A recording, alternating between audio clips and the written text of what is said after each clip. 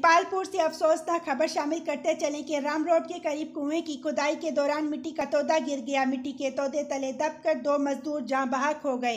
Rescue team ने मौके पर पहुंचकर दोनों मजदूरों की मिट्टी तले दबी लाशों को बाहर निकाल लिया। मजीद जानते हैं अपनी नुमाइंदा इश्तियाक अहमद जट से। जी, दीपालपुर के नवाई गांव 46D दियाराम रोड पर मुकामी जिमींदार ने कुएं की खुदाई के लिए मजदूरों को काम पर लगा रखा था।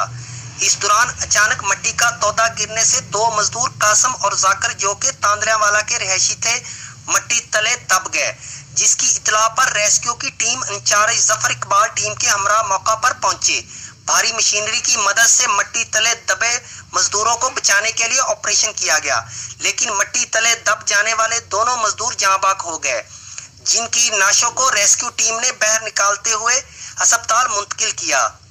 इस दौरान मुकामी पुलिस की भारी नफरी ने मौका पर पहुंचकर तहकीकात शुरू कर दी। Ishtiaq Ahmed Jat, district reporter, QBN news, उकाड़ा।